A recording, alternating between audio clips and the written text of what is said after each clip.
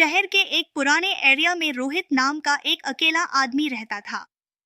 रोहित एक राइटर था, लेकिन उसकी जिंदगी में अकेलापन बहुत था। एक दिन रोहित पार्क में बैठा लिख रहा होता है। तभी एक छोटी सी सेफ्ट बिल्ली उसके बैग के पास आकर बैठ जाती है। रोहित पहले इग्नोर करता है, लेकिन बिल्ली उससे बार बार देखकर म्याऊं करती रहती है। रोहित मुस्कुराकर बोलता है, लगता है तुम्हें भी अकेलापन पसंद नहीं। रोहित उस बिल्ली को घर ले आता है और उसका नाम रखता है मिष्टी। अजीब सी समझ, मिष्टी एक नॉर्मल बिल्ली नहीं थी।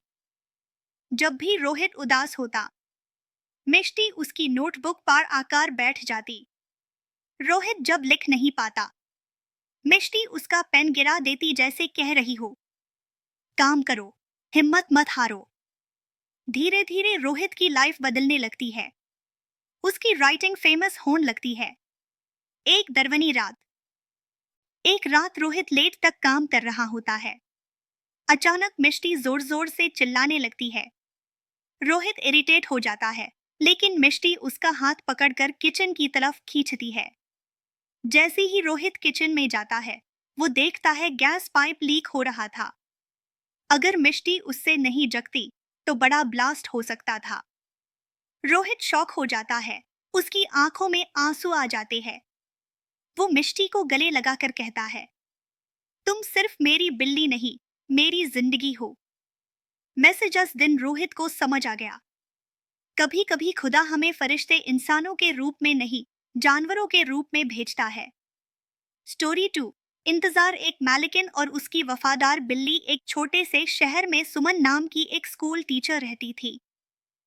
सुमन का कोई फैमिली नहीं था, बस एक काली बिल्ली थी जिसका नाम था नूरी। नूरी और सुमन एक दूसरे के बिना अधूरे थे। सुमन जब स्कूल जाती, नूरी बालकोनी से उससे जाते हुए देखती रहती। जिंदगी का मोड़। एक दिन सुमन स्कूल जाते वक्त एक्सीडेंट का शिकार हो जाती है। यूथ हॉस्पिटल में एडमिट करना पड़ता है। घर पर नूरी अकेली रह जाती है। पड़ोसी लोग नूरी को खाना देने की कोशिश करते, लेकिन नूरी सिर्फ दूर के पास बैठकर सुमन का इंतजार करती रहती। दिन बीत गए, फिर हफ्ते, लेकिन नूरी वही बैठी रहती। सबको रुला डीन वाला मोमेंट। हॉस्पिटल से डिस्चार्ज होने के बाद जब सुमन घर आती है, दूर खोलते ही नूरी धीरे धीरे उसकी तरफ चलती है।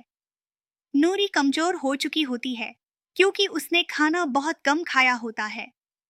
नूरी सुमन की गोद में चढ़ जाती है और जोर जोर से प करने लगती है। सुमन रो पड़ती है, पागल, इतना इंतजार क्यों किया। उस दिन सुमन को समझ आ गया, सच्चा प्यार कभी शब्द नहीं मांगता, सिर्फ साथ मांगता है। मैसेज जानवर बोल नहीं सकते, लेकिन उनका प्यार सबसे सच्चा होता है।